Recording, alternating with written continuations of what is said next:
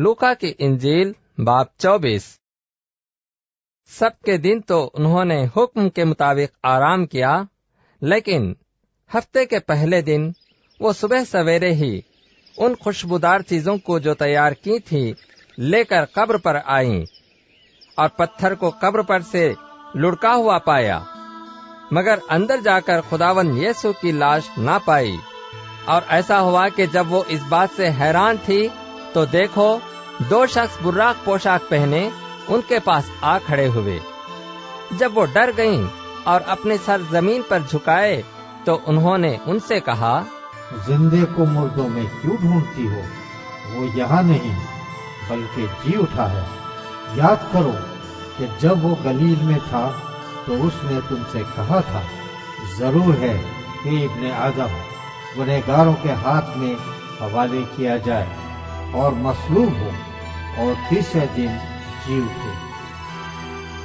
उसकी बातें उन्हें याद आई और कब्र से लौटकर उन्होंने उन 11 और बाकी सब लोगों को इन सब बातों की खबर दी। जिन्होंने रसूलों से ये बातें कहीं वो मरियम मगदलीनी और यूहन्ना और याकूब की मां मरियम और उनके साथ की बाकी औरतें थीं। मगर ये बातें उन्हें कहानी सी मालूम हुई और उन्होंने उनका यकीन न किया। इस पर पतरस उठकर कब्र तक दौड़ा गया और झुककर नजर की और देखा कि सिर्फ कफन ही कफन है, और इस माजरे से ताज्जुब करता हुआ अपने घर चला गया। और देखो, उसी दिन उनमें से 2 आदमी उस गांव की तरफ जा रहे थे जिसका नाम इमाउस है। वो यरूशलेम से करीबन 7 मील के फासले पर है। और वो इन सब बातों की बाबत जो वाक़ई हुई थी आपस में बातचीत करते जाते थे।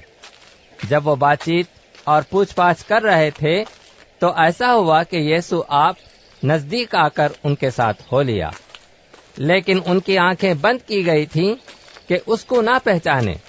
उसने उनसे कहा, ये क्या बातें हैं जो तुम चलते चलते आपस में करते हो? वो गमगीन से खड़े हो गए। फिर एक ने, जिसका नाम क्लियोपास था, जवाब में उससे कहा, क्या तू यरूशलेम में अकेला मुसाफिर है जो नहीं जानता कि इन दिनों उसमें क्या क्या हुआ है? उसने उनसे कहा, क्या हुआ है?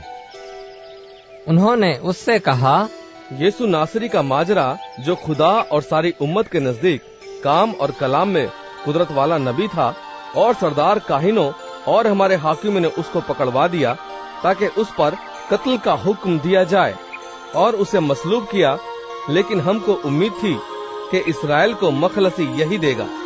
और अलावा इन सब बातों के इस माजरे को आज 3रा दिन हो गया।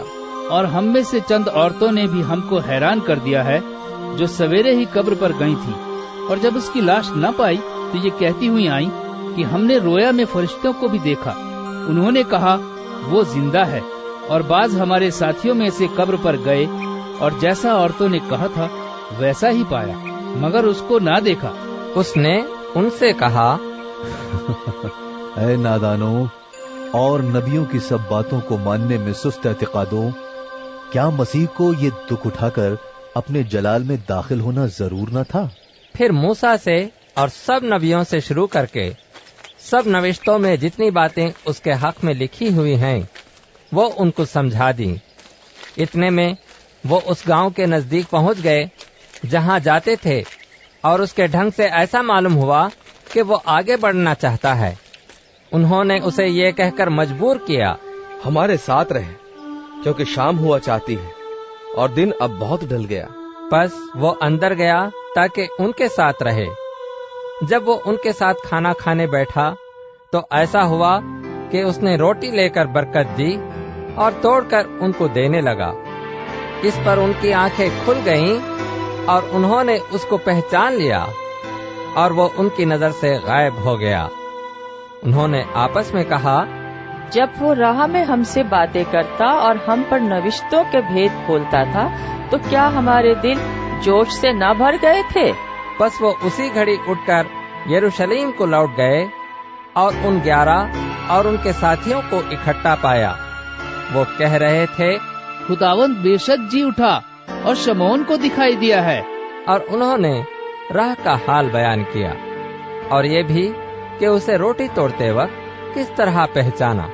وہ یہ باتیں کر ہی رہے تھے کہ یسوع آپ ان کے بیچ میں آ کھڑا ہوا اور ان سے کہا، تمہاری سلامتی ہو۔ مگر انہوں نے گھبرا کر اور خوف کھا کر یہ سمجھا کہ کسی روح کو دیکھتے ہیں۔ اس نے ان سے کہا، تم کیوں گھبراتے ہو اور کس واسطے تمہارے دل میں شک پیدا ہوتے ہیں؟ میرے ہاتھ اور میرے پاؤں دیکھو کہ میں ہی ہوں، مجھے چھو کر دیکھو، کیونکہ روح کے گوشت اور ہڈی نہیں ہوتی جیسا مجھ میں دیکھتے ہو۔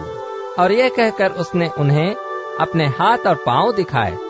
جب مارے خوشی کے ان کو یقین نہ آیا اور تعجب کرتے تھے تو اس نے ان سے کہا، کیا یہاں تمہارے پاس کچھ کھانے کو ہے؟ انہوں نے اسے بھنی ہوئی مچھلی کا قطلہ دیا۔ اس نے لے کر ان کے روبرو کھایا۔ پھر اس نے ان سے کہا، یہ میری وہی باتیں ہیں جو میں نے تم سے اس وقت کہی تھیں جب میں تمہارے ساتھ تھا، کہ ضرور ہے کہ جتنی باتیں موسیٰ کی توریت اور نبیوں کے صحیفوں اور زبور میں میری بابت لکھی ہیں پوری ہوں۔ پھر اس نے ان کا ذہن کھولا تاکہ کتاب مقدس کو سمجھیں، اور ان سے کہا، یوں لکھا ہے کہ مسیح دکھ اٹھائے گا اور تیسرے دن مردوں میں سے جی اٹھے گا، اور یروشلم سے شروع کر کے سب قوموں میں توبہ اور گناہوں کی معافی کی منادی اس کے نام سے کی جائے گی۔ تم ان باتوں کے گواہ ہو۔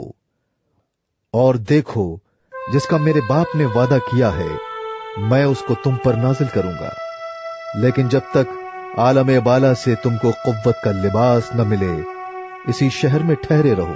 پھر وہ انہیں بیتنیا کے سامنے تک باہر لے گیا اور اپنے ہاتھ اٹھا کر انہیں برکت دی۔